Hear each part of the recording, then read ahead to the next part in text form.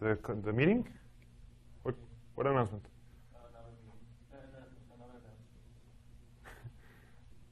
What announcement? I forget it. Huh?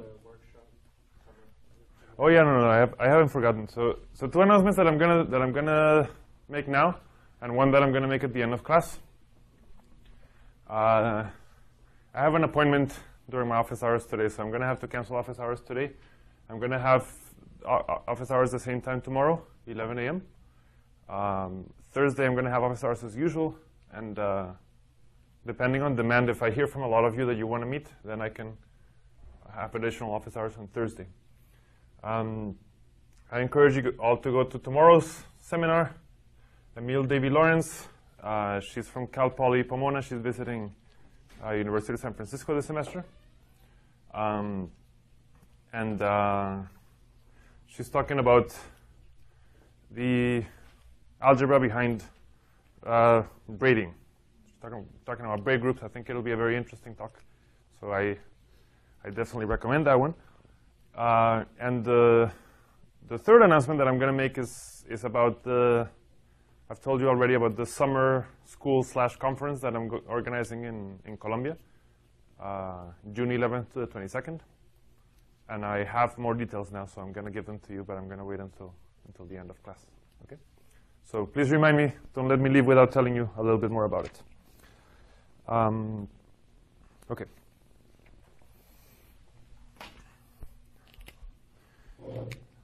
Now let me remind you where we were. We were talking about the Faa di Bruno formulas. So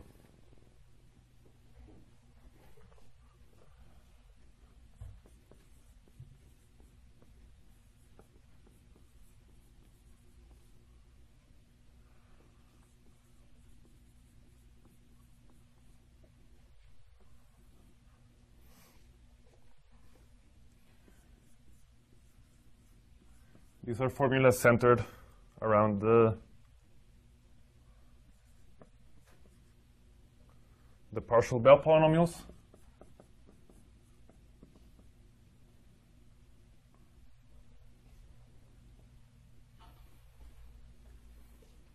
We discussed yesterday how really there's only the variables only go up to y n minus k here, but that's also going to follow from what I'm going to write now.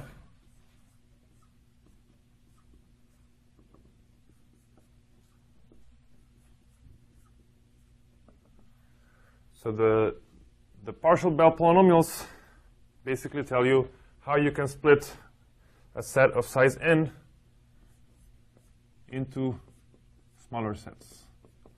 So number of partitions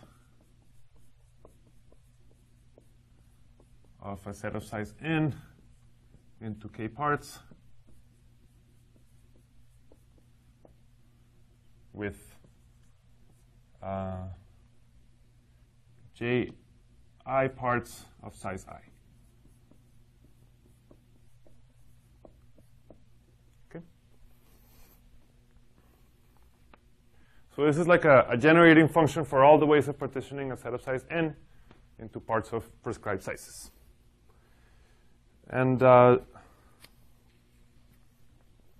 we discussed a few versions of the Faa di Bruno formula. Maybe the one that let me write down two formulas. So one formula, actually, I'm going to give you two formulas, one of which is not his, so maybe these should be subtitles and not titles. Di Bruno says that if you have, let me make sure that I use the same indices that I used last time.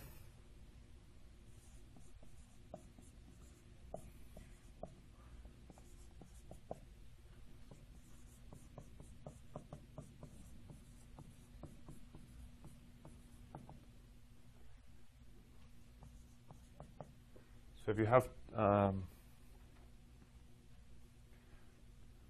let's see, sorry, I'm budgeting my board here. So I'm going to give you a formula for the composition of these two power series. And it looks like this.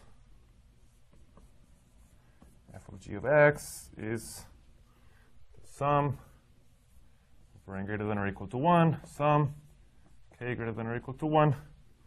And then I get ak, Bell polynomial, partial Bell polynomial, b and k of the bi's x to the n over n factorial. Okay.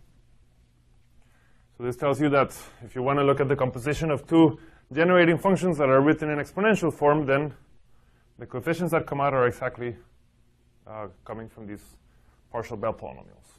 Okay. So that's one of the formulas.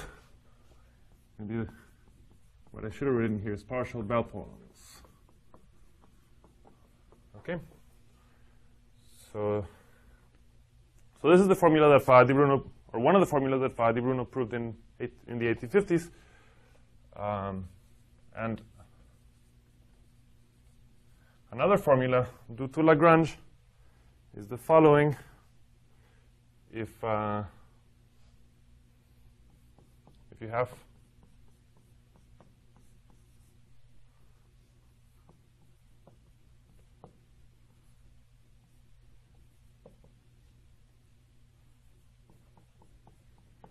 two functions that are compositional inverses of each other,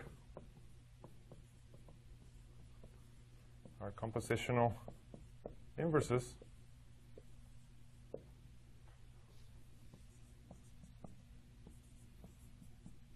then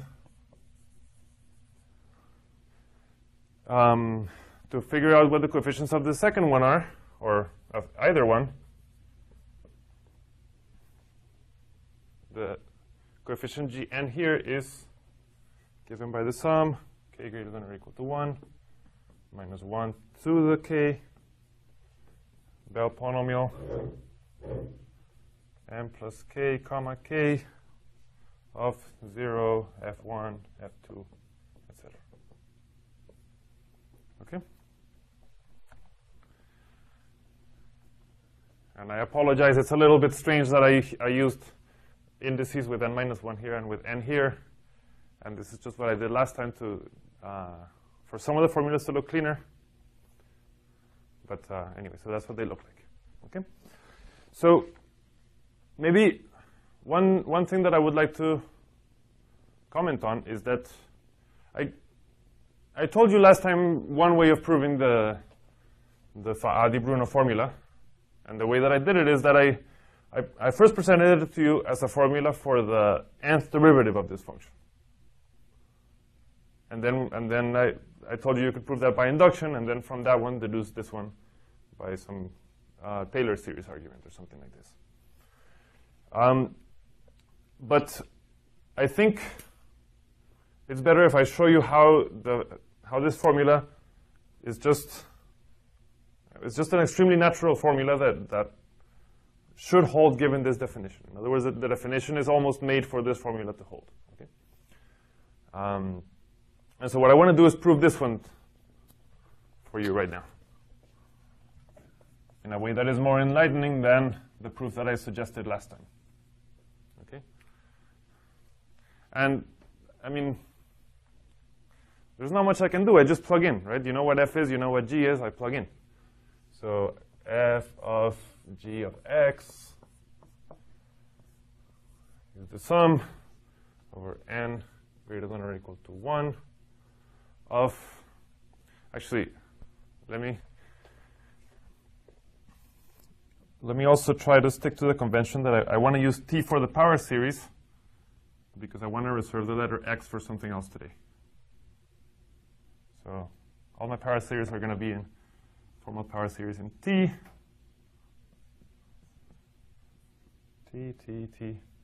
everywhere t, okay? So f of g of t. Well, I know what f is. It's the sum of a n, and then I plug in g of t to the n over n factorial, right? So g of t, let me write it as this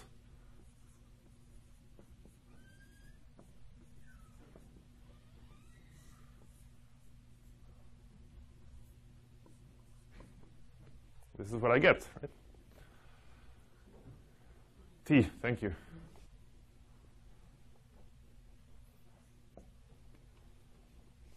Okay. Now, basically what I want to do now is, did I copy something wrong here? No, I didn't.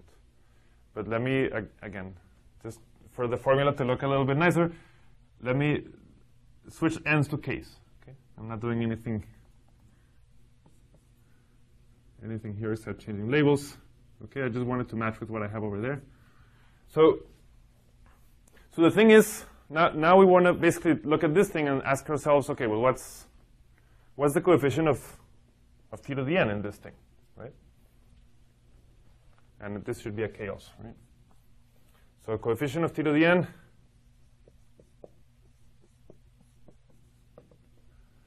How do you get t to the n out of this? Well, basically, it should be a sum over k greater than or equal to 1, and then you see what the coefficient of t to the n is here, right? And so you get a k over k factorial, and then you need to figure out what the coefficient of t to the n is here. Okay? Now, this is some big thing raised to the kth power. Now, how are you going to get a t to the n out of this? Well, the way you're going to do that is that for each one of the k times that this appears, you're going to choose an exponent. Okay? So you're going to sum over the ways of choosing exponents here. Let's say m1 up to mk, so that m1 plus dot dot dot plus mk is equal to n. You choose what exponents you're going to get there, and then you just get bm1 over m1 factorial, bm2 over m2 factorial, etc. Okay, I'm just multiplying out this huge thing. And then basically all I'm going to say is that this, when you ponder at what I just wrote down, you'll see that this is exactly the partial Bell polynomial. Because what I'm doing is saying, okay, well, what are the ways of taking the number n, taking the set n, and partitioning it into sets of sizes m1, m2, m2, mk. Okay? And if you just look at how many, I mean, m1 up to mk is just the list of the sizes of the parts. And if in this list there are exactly j11s, j22s, j33s, etc., when you translate from the m's to the j's, you're going to get exactly this expression. Okay. That's all there is to it. And you have to, I mean, if I do it right now, I'm going to put you to sleep, and I think that the only way to really do this is to do it. Okay? But basically, this is exactly what I wrote there. What I wrote, if you say that the set m1 up to mk has j11s, j22s, etc. Okay? The point that I want to make to you is that this is just bookkeeping, and basically what the Faa di Bruno formula does is it expands this huge thing out, and then the partial Bell polynomials exactly do the bookkeeping for what you get. Okay? So I just wanted to show you that there's not a lot of mystery here. You just kind of brute force do what you should do, and then you get what you get. Okay? Maybe we'll call this a proof sketch, and I'll let you fill in the details. Okay? Okay. So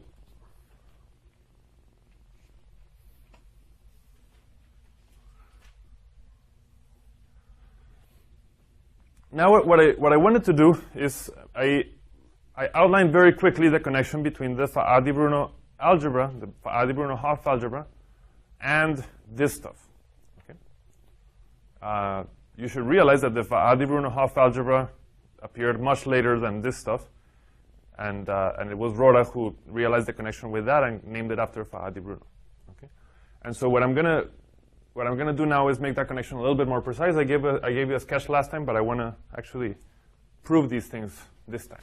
Okay, so maybe what I'm gonna do is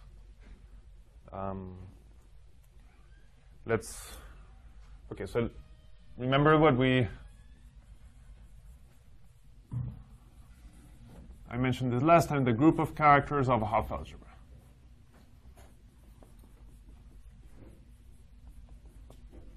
Okay. So we said that a character is an algebra map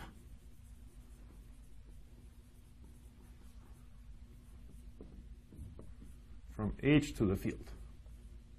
Okay, and this means that it's additive and then also subtractive, maybe that's a word, and also multiplicative. So if you do any of these things, you get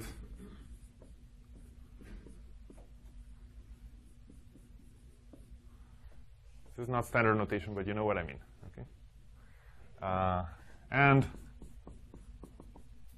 chi of 1 is 1. Okay, so you preserve the addition, subtraction, multiplication, and 1. Okay, yep. The antipode is a character,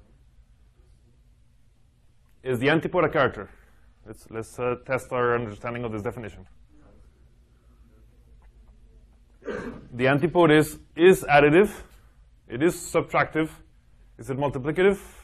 It isn't, because it swaps. It's kind of anti-multiplicative. But more importantly, it doesn't go to the field. But the co-unit is an example of a character. Okay. So I wrote down this proposition, but I want to prove it today. Proposition, the set of characters, which I called x of h of characters, is a group under convolution.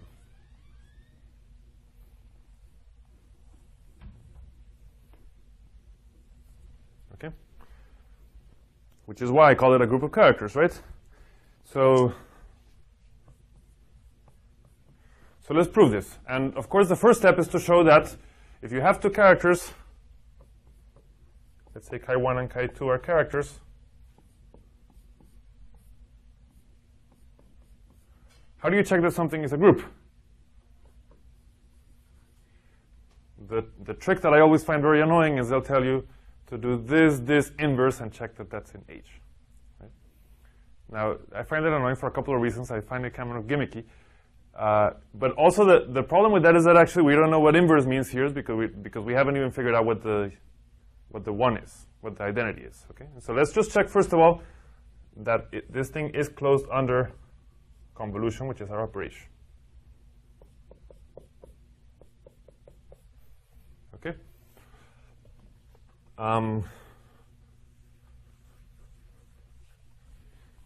So we have to check that if chi1 and chi2 are algebra maps like this, then also the convolution is, okay? And this is pretty trivial for additive and for subtractive, and it's also very easy for this one. And the tricky thing, which is not that tricky, but we should do it, is to check that this is multiplicative. So that's what we're going to do. We're gonna check that this is multiplicative, and I'll leave the rest to you. H is a Hopf algebra, yeah. Check it is multiplicative. Just making sure that it's not,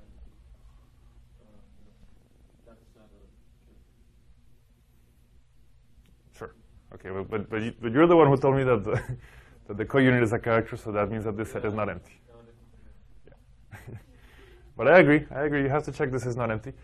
Let's check that this thing is multiplicative. So we're just going to plug in at AB. Okay? Now, what are we going to do? Well, convolution is basically, by the way, I mean, this is all very Hopf algebraic because the convolution relies on the coproduct, right? What does the convolution mean? It means that you take the coproduct and you apply chi1 to the left side, chi2 to the right side, okay? So we do the coproduct and we apply chi1 to the first coordinate and chi2 to the second coordinate. Okay? And this is we're gonna practice again our Sweetler notation. So now I'm gonna say the following. By the way, I made a very similar computation a few weeks ago. I'm gonna say the following. I'm gonna say that I'm gonna say something and you're gonna tell me why it's true.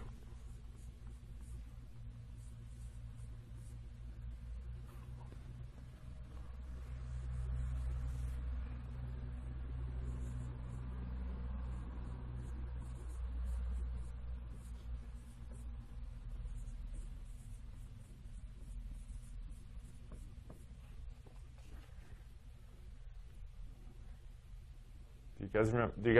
Does this look familiar? Do you remember what this is about?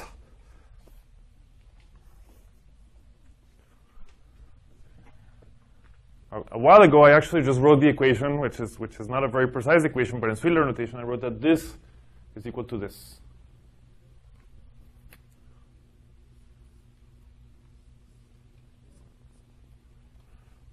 And what that signified was that the coproduct was multiplicative.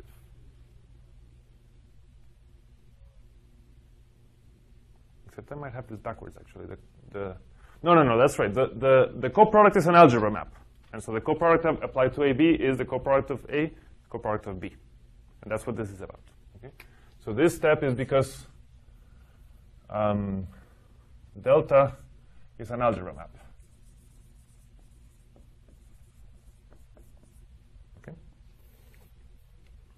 So if you write delta of AB equals delta of A, delta of B, you'll see that you get this.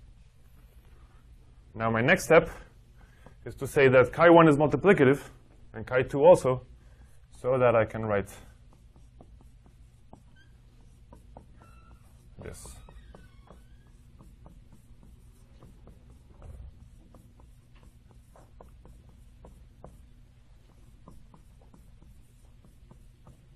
Okay? Again, this is because chi1 and chi2 are characters, and therefore they are multiplicative.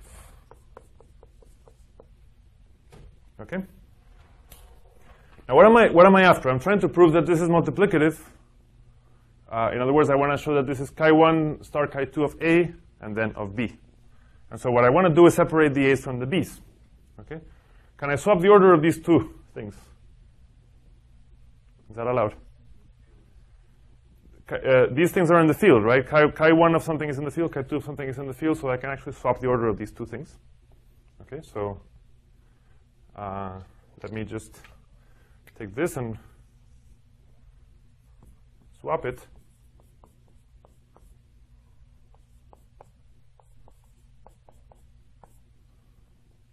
Okay. And now look at it. I get sum over A of chi1, A1, chi2, A2. What is that? This is precisely chi1 star k2 evaluated at A, right? This is the sum over A of the chi1 applied to the first part of the coproduct, chi2 to the second part of the coproduct. And with the B's, I get the same thing. Okay? And so that shows that chi1 star chi2 is indeed multiplicative. Okay? So that's good. The set is closed under the operation. That's important. Any questions about this computation?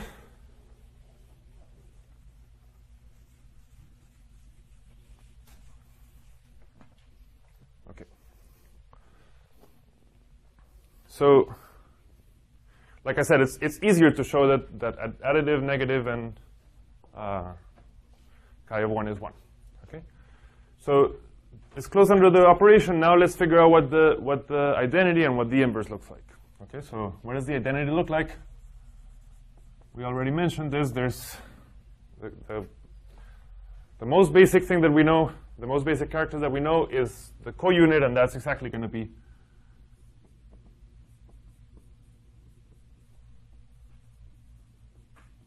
our identity.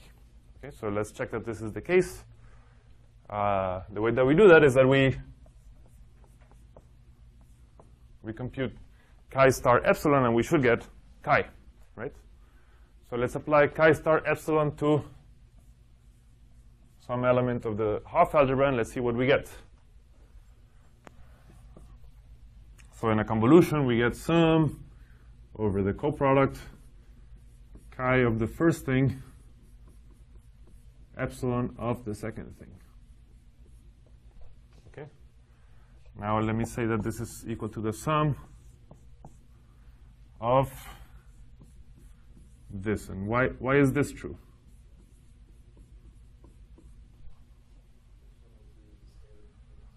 Epsilon of A2 is a scalar, right? And so I can bring it into chi because chi is a linear map. Okay. So this is because chi is linear.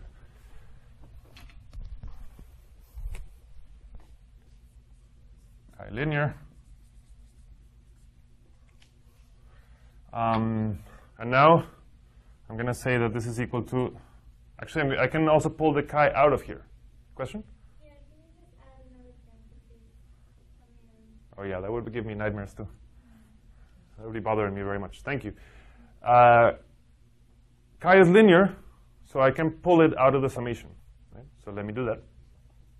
I take the chi, I'll put it over here, and now let me take Christo's parenthesis and keep it there and put this one here. That's good, right? Yeah. Do you guys recognize this? Sum of A1 epsilon A2?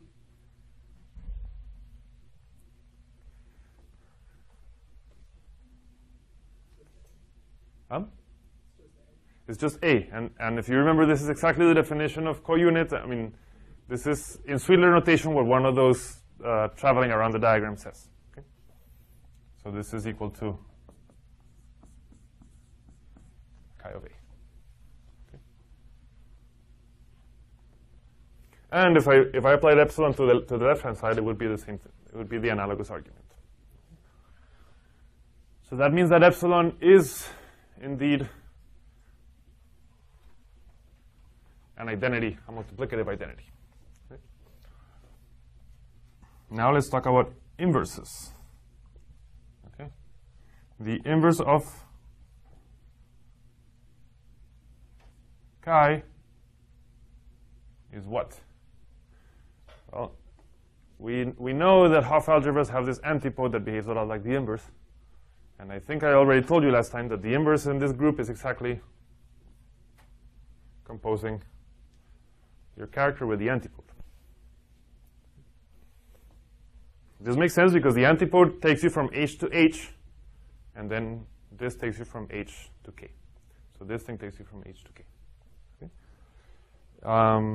And so, well, again, let's check that this is the case. So let us compute chi convolution with chi tensor S.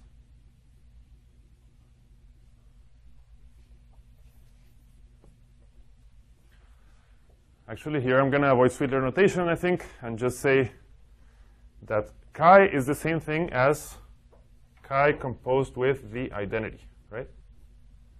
It's not very interesting. If you compose with the identity, you're not doing anything.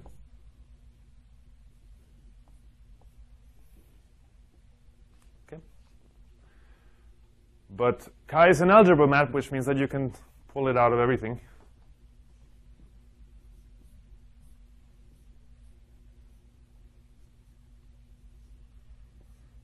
And what is the convolution of the identity with the antipode? You guys remember? It's U epsilon. U epsilon, which, remember, U is pretty trivial. It just identifies your field with the constants in H, and so this is basically epsilon, which is the identity. And if I do it on the other side, it's also true that this convolution, this is the identity.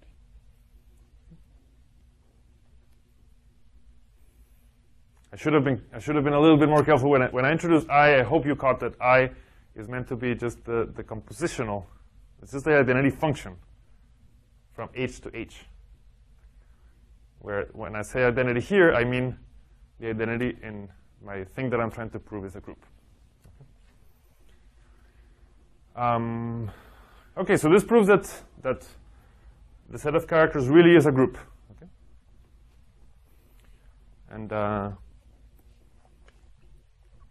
And that's very handy for those of us that are more comfortable with groups than with Hopf algebras. Okay, that means at least given a Hopf algebra, you have a group that you can say, okay, do I know this group? Maybe that'll help me understand the Hopf algebra a little bit better. Okay. Yeah. Does that mean that we have more than one choice for what a co-unit could be? I'm sorry? That means that we have more than one choice for what a co-unit could be? I'm not sure what you mean by that. Or never mind. The question is whether we have more choice for what a co-unit could be. And let me say the answer, I think, is no. The co-unit is the co-unit. But these characters are going to give us a lot of... These characters are a good tool towards understanding the Hopf algebra. We'll see that they play a very important role in combinatorial Hopf algebras. Okay? We're going to be using these a lot. And I'm going to give you an example right now. I am going to prove, let's see, where do I go? Can I erase this? Are we done with this?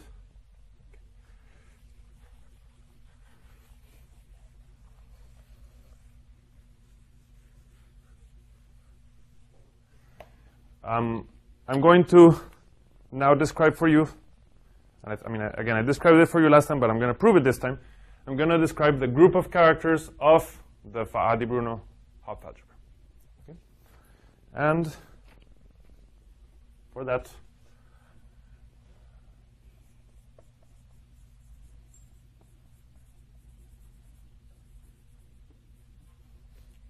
let me consider the divided power series of the form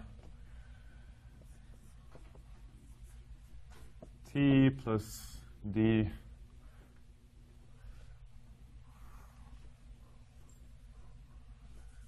d2 t squared over 2 factorial plus d3 t cubed over 3 factorial, etc., where the di's are constants. Okay? I'm going to call that a divided power series. I could allow a d1 here. We talked about this last time. I could allow a d1 here and it wouldn't be too interesting. Just scaling these things up. But I cannot allow a constant term because I want to do compositions, and you cannot compose two power series where both have constant terms. You'll see that that doesn't make sense. So these things form a group under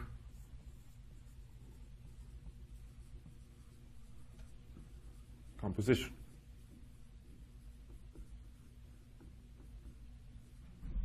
Okay? Clearly, when you compose two of these things, if you take t plus blah, blah, blah, and you compose it with t plus blah, blah, blah, you're going to get t plus blah, blah, blah. And that means you're close under the operation. What is the identity under composition? It's the identity function t. Right? And what is the inverse? It's this. I'm giving you a recipe for computing the inverse of any divided power series has an inverse given explicitly in this way. Okay? So this is a group. And so the theorem is that the group of characters of the Faa di Bruno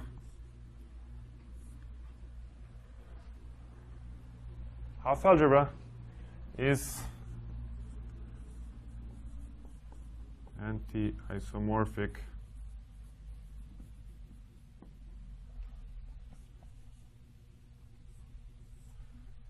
to this group under the following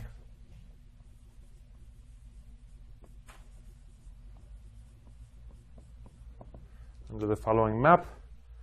I take a.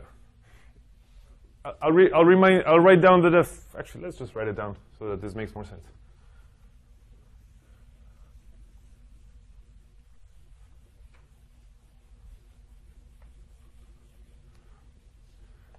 So remember that the Faa di Bruno algebra F is generated as an algebra by x1, x2, etc. Freely, commutatively. Okay, meaning that the elements of the Hopf algebra are just all the polynomials in the x's. Okay, you allow yourself to do x1, x3, x5, x5, x5, x7, and that's a member. And the only relation is that x3, x5 is equal to x5, x3, etc. Okay. So as an algebra, this is just polynomials in the x's. But then I have to tell you what the coalgebra is. And we already discussed how. I mean, we proved that it's this.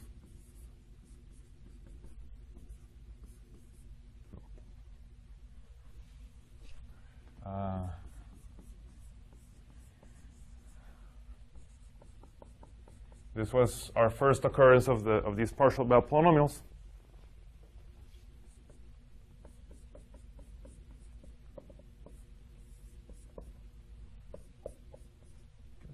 And this was the formula that we got. So as an algebra, it's very simple. As a coalgebra, on a generator, the right-hand side is trivial, and the left-hand side is this slightly intricate combinatorial polynomial in the axis. Okay? So this is the Faa di Bruno Hopf algebra. What does a character look like here? How do you define a character? A character is a function that is linear and multiplicative. Okay? Now here I'm saying this thing is generated freely by these generators through taking multiplications and taking additions. Okay? So that means that as soon as, I mean, if I want to define a character, then as soon as I define the character at x1, at x2, at x3, etc., then you know how to define it at any monomial in the axis because it is multiplicative. And through addition, you know that you can figure out what it is on the whole algebra. Yeah? Exactly. So a character in this case is very simple. You just decide what scalar do you assign to x1, what scalar do you assign to x2, etc. That's it. Okay? And so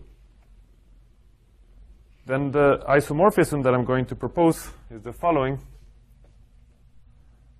If let's see.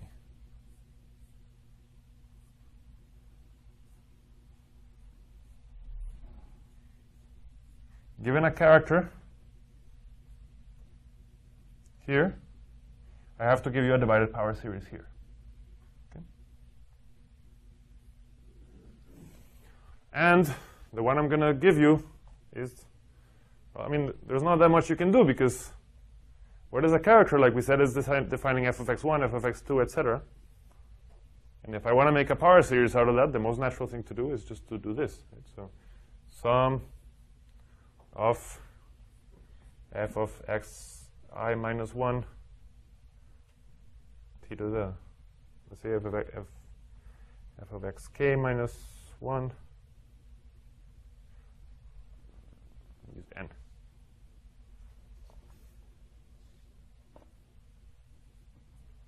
To the n over n factorial. Okay? Because a character f can be identified with saying what is f of x1, f of x2, etc. Then if I make you make a power series, the most natural thing is to put those as the coefficients of your power series. Okay? And it turns out that this is a group anti-isomorphism, meaning that it's exactly the same group except that the multiplication is backwards. The operation is backwards.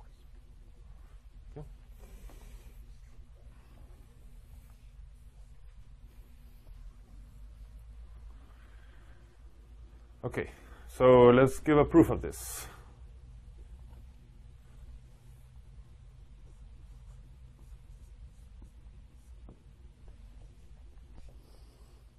So first of all, I claim this is a bijection.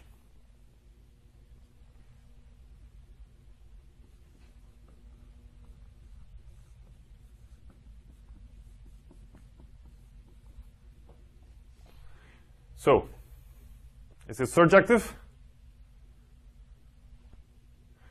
First of all, actually, let's talk about something. What happens with the... There's a subtlety here, which is that here, you're not allowed to choose what coefficient you put here. You need to put a 1. Am I putting a 1 here? T to the 1 over 1 factorial. It's f of x 0, and we actually, remember we said that x0 was equal to 1. And f of 1 has to be 1 because this is a character. Okay. And so this is really mapping to here because the first coefficient is this one. Okay. Now, is this map surjective? Well, I have to show a preimage for this thing. And what is the preimage? Well, you just, like Brian said, I can choose these values freely, and so I choose f of x1 to be this, f of x2 to be this, etc. Okay. And so this is clearly and also it's very clearly injective, right? Because if two f's give you the same power series, then they're equal coefficient by coefficient, meaning the two functions are equal on the generator, so they must be the same function. They must be the same character.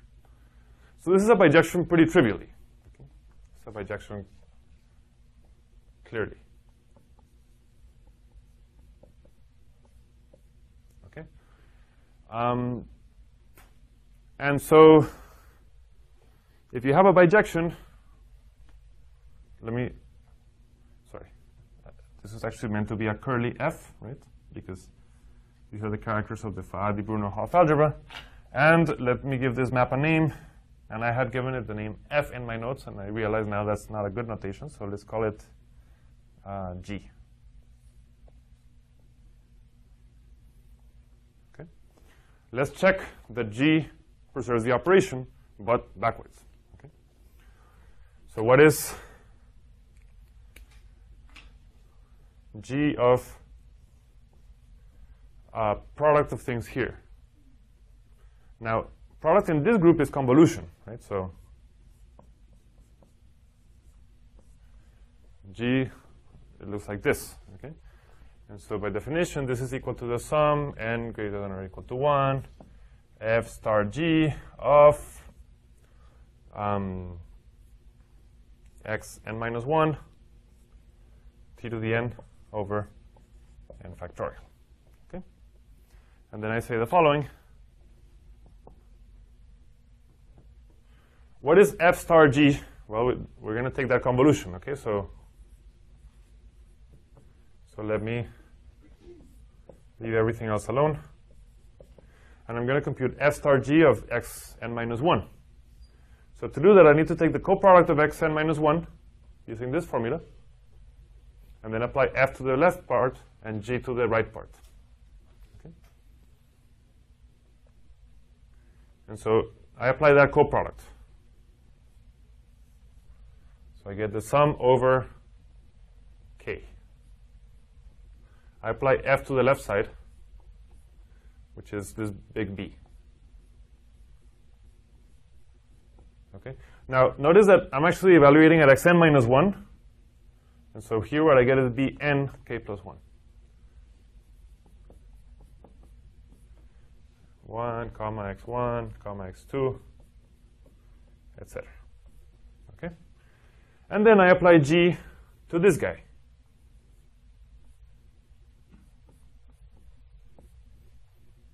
So I get this. Yep. Okay. Now, this hopefully is starting to look like this. And what I'm going to do, what I'm trying to prove is that this corresponds to the operation here, which is composition of power series, which is given by the Faa di Bruno formula. And so to get it to look more like this, let me just switch indices, and instead of using the index k, I'm going to use the index k minus 1. Okay?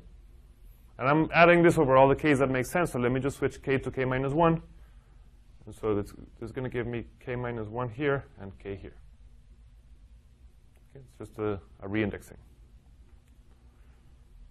Okay? And now, if you look at what this is,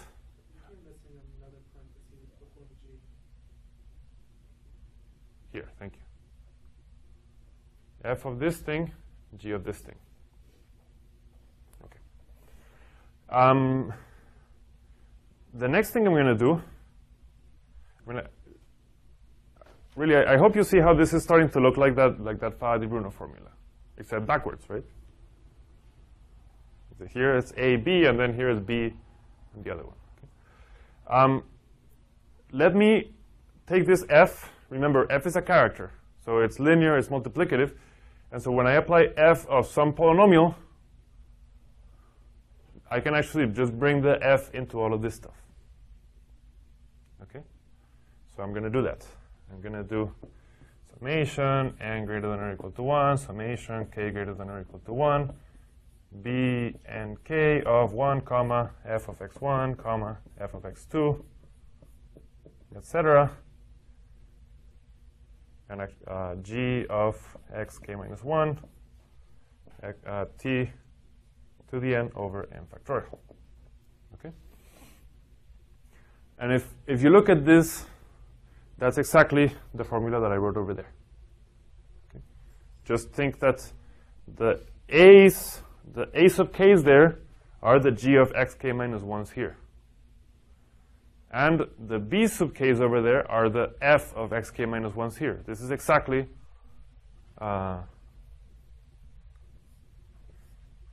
by Faa di Bruno, this is exactly the composition of g of g with g of f. Okay.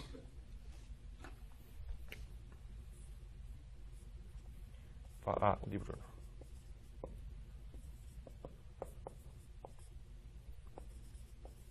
Okay.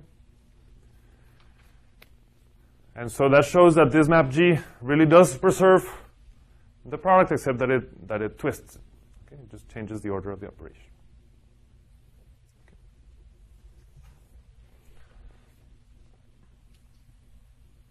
Question? Convolution here and over here is composition. Right. And that's because so it preserves the operation, except that it's a totally different operation. But the operation here becomes the operation there. So before you apply G, the operation is convolution. And after you apply G, the operation is composition.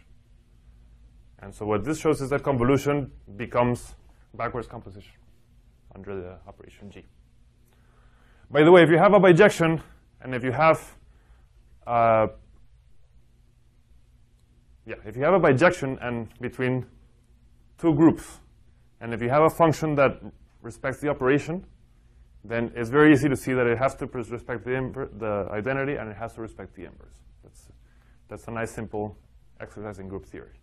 So by checking that G respects the operation, I get that it also respects identity and inverse. So it takes the identity of X to the identity of D and inverses to inverses.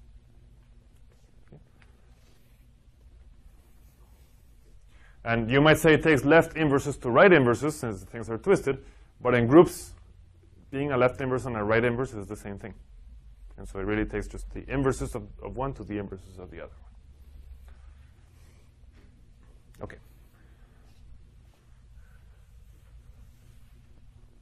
So what this shows is that basically whenever you're doing any kind of computation with the characters of the Faa di Bruno algebra, you're just doing composition of power series. Or you might think about it the other way. Whenever you're doing a composition of power series, which you might be more used to, then you are exactly computing in the character group of the Faa di Bruno Hopf algebra. They're exactly the same object, except twisted. Okay? So this has a very nice consequence.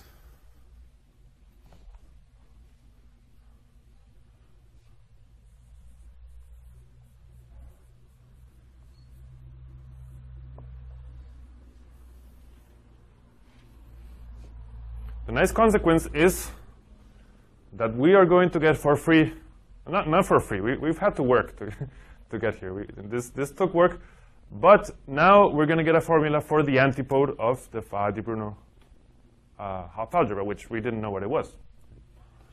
The antipode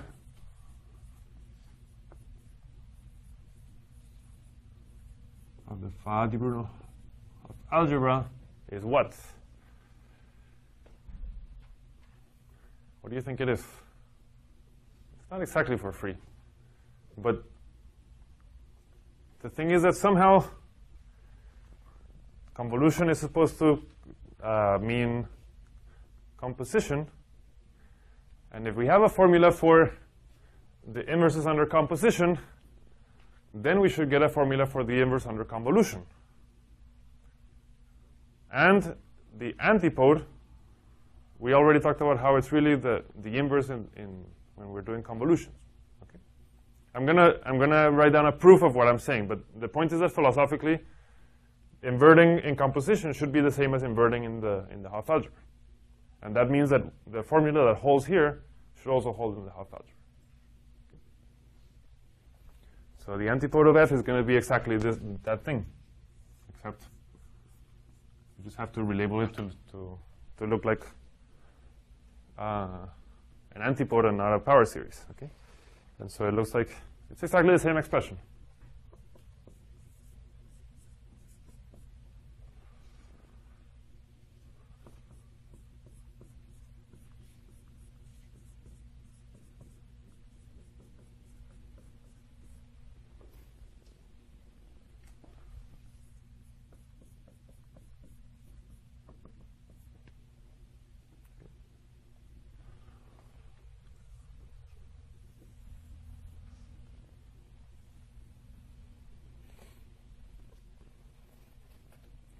That is, this is the ideal formula for the antipode in F. You can see that there's going to be no cancellation here. There's no repetition. This is the best possible formula for the antipode. Okay. And let's give a proof.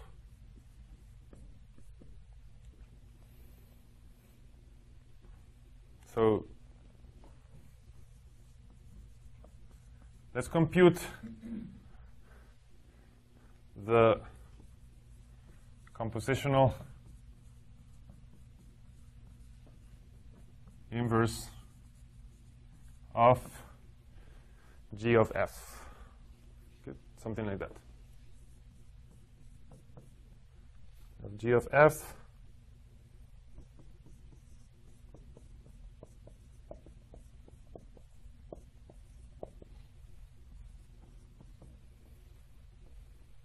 we're going to compute it twice.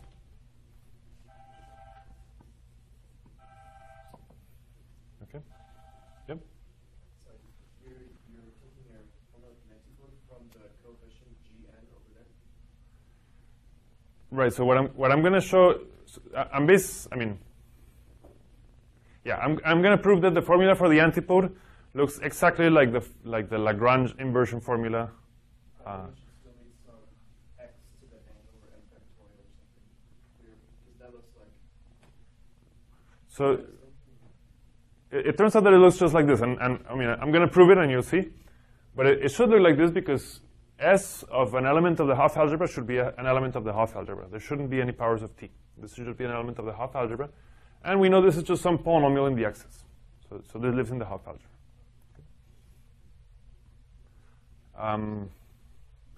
So it's a little bit different, but we'll see that this is, but it's also very similar, and we'll see that that's not an accident. I'm going to compute the inverse of this thing twice, and what I mean by that is that I have two languages to do this now. I can do this in power series language, or I can do it in Hopf algebra language. Okay? So let's do it in power series first.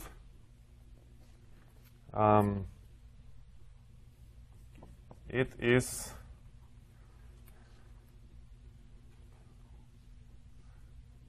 some, well, let me do it first in the character group.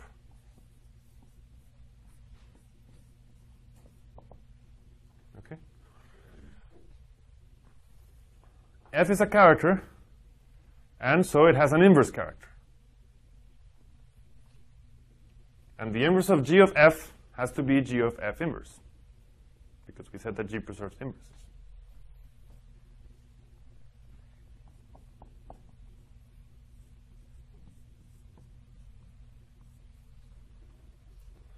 Okay? But we already said what the inverse character is. The inverse character is nothing but the composition of f and the antipode. Right? And so all I'm going to get is sum n greater than or equal to 1 of f of s of xn minus 1 t to the n over n factorial. Okay? So this is one way of computing the compositional inverse of this thing. And this is if I do it in the character group. But I can also do it in divided power series. So how do I take the inverse of something in divided power series? I use the Lagrange inversion formula.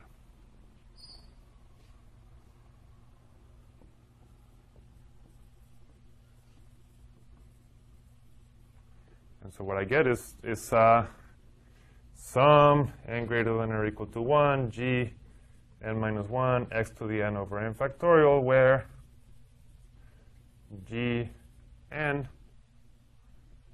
is equal to the sum over k greater than or equal to 1 minus 1 to the k b n plus k comma k.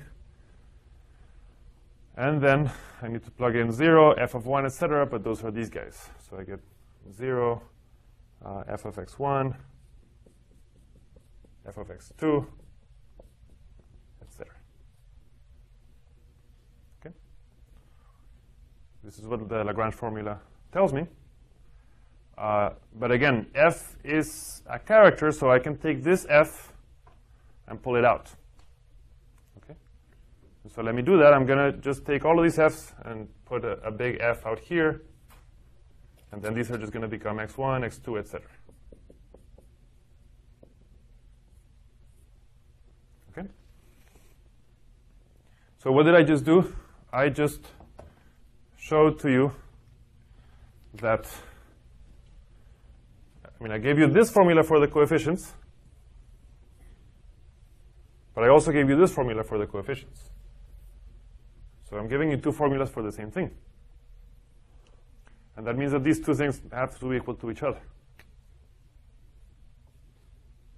Okay? So these things are equal to each other, but f is an arbitrary character. Right? And so for any character, f of this is equal to f of this. And if every character maps two elements of the Hopf algebra to the same thing, it must be because the elements of the Hopf algebra are equal to each other. And therefore, S of this is equal to this. That's the proof. Okay. Yeah? I want to step back and see if I understand what's going on. Mm-hmm. So we have this Faa di Bruno Hopf algebra, and I'm going to call that a play. And then, so the characters are speaking for it. And then we're saying that we can look at the divided power series, but it's like acting as a mirror to our characters. And because we have inverses in our mirror, then we can find our antipodes in our Faa di Bruno Hopf algebra. I like it. So we talked about what anti-isomorphic means, and it means that it's kind of an isomorphism, but through a mirror in some sense that it reverses the operation. And so yeah, it's kind of like here we have like maybe I'm on this side and I'm computing in divided power series, and then if I look in the mirror, then that looks like characters in the Hopf algebra. And then to compute the inverse of a divided power series, I can just compute it in the world of power series, or I can look in the mirror and compute it over there and translate. And we should be getting the same answer. And the fact that we get the same answer means that this must be the correct formula for the antipode. So I hope you're getting the feeling that this is starting to pay off. This is this formula is not so easy to prove, and I think this is a nice conceptual explanation of why the formula holds. Okay. Any questions about the formula? Yeah. Might be a silly question, but what happens to the t to the n over n factorial? Oh, so what I said, and by the way, I made a mistake here because this should be t to the n over n factorial. And so what I'm saying is that this power series in t equals this power series in t, where this is a particular coefficient. And so I'm just setting equal this coefficient to this coefficient. Okay? That's what happened. Okay, let me make a couple of comments about this. So another thing that you should realize, I hope it's clear to you from this computation, is that this formula for the antipode is actually equivalent to that formula for Lagrange inversion. Right? I mean, I told you that one is true, and we use that to prove this one. But actually, if you're really paying attention, you realize that we never proved that one. I told you that this is normally something you prove in a complex analysis. And the way to prove that one usually is with complex analysis. Okay? And so that you can think of as a complex analytic proof of the formula for this antipode. But you could reverse this. You could think, okay, actually, I've done Federico's homework. I know how to compute the antipodes of some interesting, not easy Hopf algebras. So maybe I know how to compute this antipode. We have the Takeuchi formula, which gives us a big mess, and then the point is that that big mess collapses into this. Okay? And so you could say, I could actually try to prove this combinatorially, which I have some experience with. And if I do that, then I will have given a combinatorial proof of the Lagrange inversion formula. Okay? This has been done.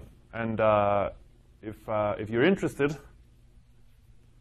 there is, and by the way, there is a lot of combinatorics behind the Lagrange inversion formula, not just what I'm describing here. But if you're interested in this, there is actually a paper of Heyman. This is Mark Heyman, who's a professor in Berkeley, and Bill Schmidt. They give a combinatorial proof of this. And if you look at for the only joint paper between them, they give a combinatorial proof.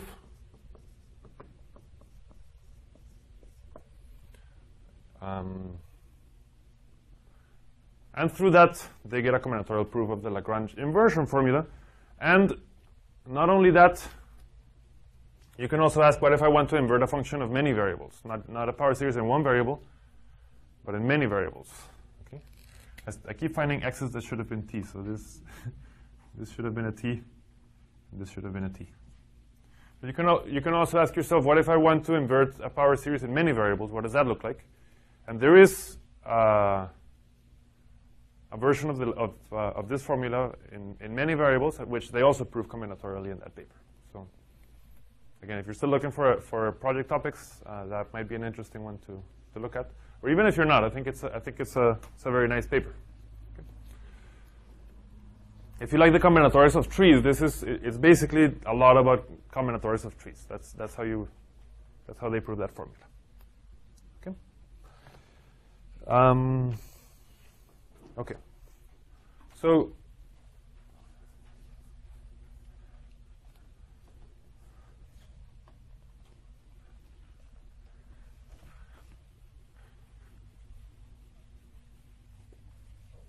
that's all that I wanted to say about the relationship between these kinds of formulas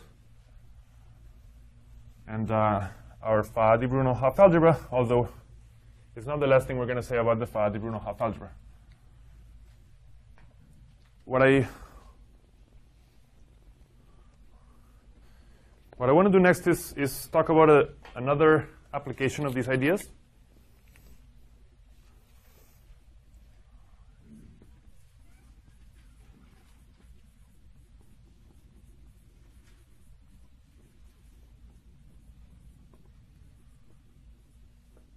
So what I want to do now is make precise a connection that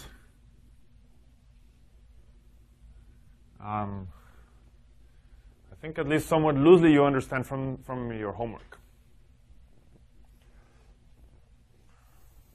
So we define the Mobius function of a poset. This was one of your homework problems. And there's a couple of ways of doing this, but I think that the way that I did it is the following. I said that in the incidence algebra,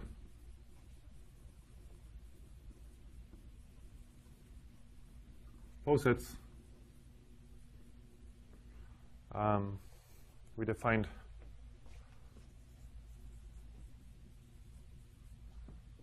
a bunch of functions. So first we defined the one function. If you remember, this was the problem where you couldn't tell whether one was the number or the function, and what 2 meant. So we defined a function, and this function just sent every interval to 1. All intervals.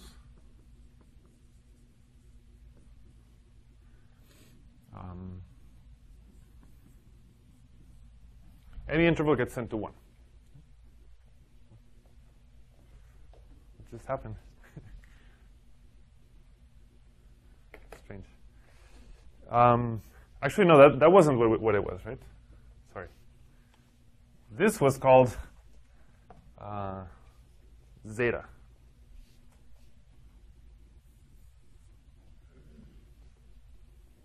And the function that we called 1 was a different one.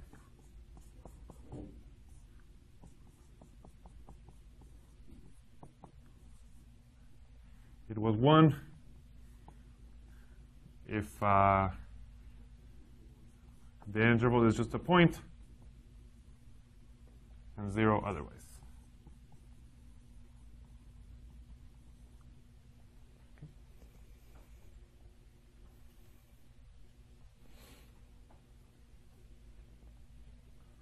And we said that this was called 1 because it was the identity under convolution.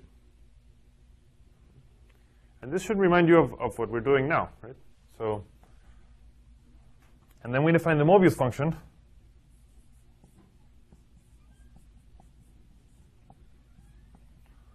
to be, well, we just define it to be the inverse of this one.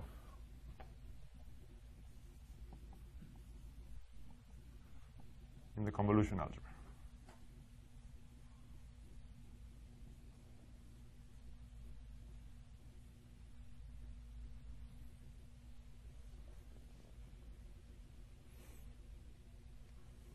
Okay.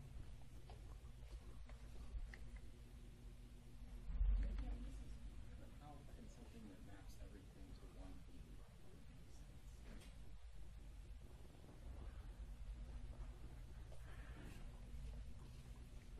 Right, so it's because the operation is kind of strange, convolution. That I mean, we actually, if you remember, part of the homework was figuring out what functions were invertible. And do you remember? I kind of vaguely remember. I think it was something about the function at x being equal to, or maybe not equal to 0. I think that was enough. I think that's it. I think a function in the convolution algebra was invertible if and only if the function at trivial intervals x was non-zero. And you proved this, and therefore this thing has an inverse, and we called it mu. Okay. We're going to talk a lot about this function mu. I think that problem seemed kind of random and out of nowhere, and we're going to see that this is a really, really interesting function in combinatorics. So let me make an important point, is that mu is a very important function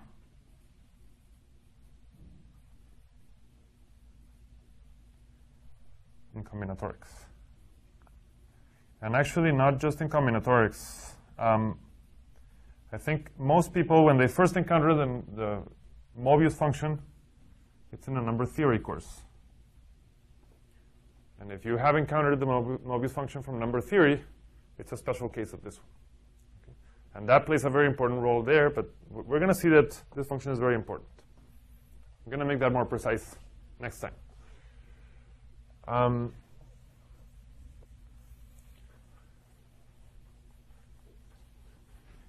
And so the point that I want to make, it's a simple point, that if you know how to compute the antipode of a particular poset, then you're going to get a formula for the Mobius function.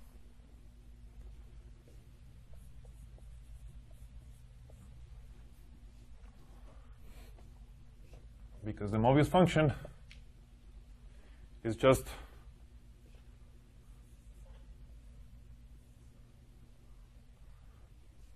maybe this shouldn't be too surprising given what we just did, right?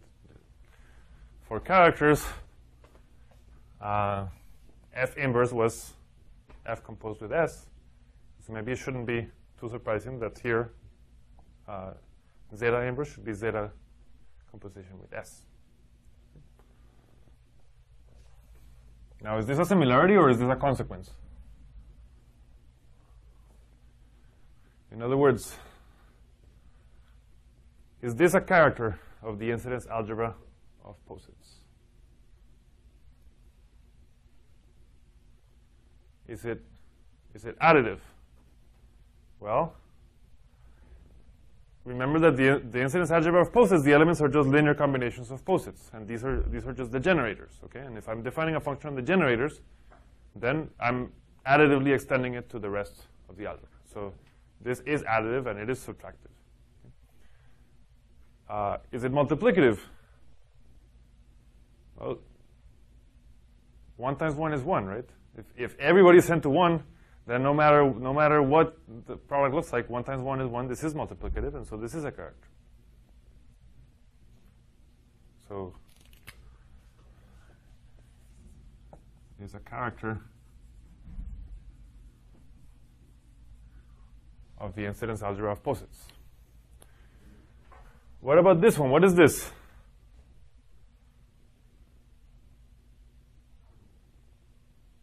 It had a different name. We're sending the trivial poset to 1, everything else to 0. This is exactly the counit.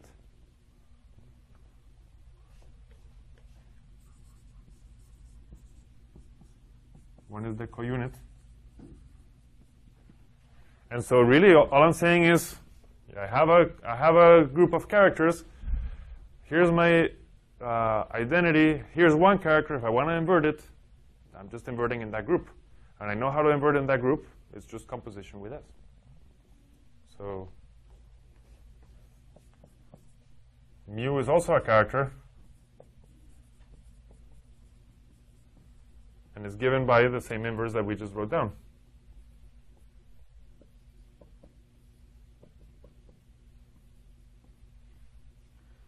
In the group of characters. Okay? This might look so trivial as to seem uninteresting, but I want to convey the point that this is really very powerful, and we'll see an example next time where, for example, we know what the antipode looks like for this guy. And then whenever you know the antipode, you're going to know what the Mobius function is. Okay? And, well, maybe at this point you're not too impressed because you don't know how amazing the Mobius function is. But so I'm going to show you that the Mobius function is really amazing, really useful in many contexts. And therefore, this is one of the applications of Hopf algebras, is that if from the theory of Hopf algebras, you're able to give a formula for an antipode of nice, pretty, useful Hopf algebra, then you might be computing some Mobius functions that are very interesting and useful. Okay. So I think we'll stop there with regards to the mathematics. This is the end of the proof, and we'll see applications next time. Okay, but before you leave, I just wanted to make my final announcement. Which I have kind of teased you with this announcement for a while, but I finally I'm ready to make it more precisely. So we are organizing this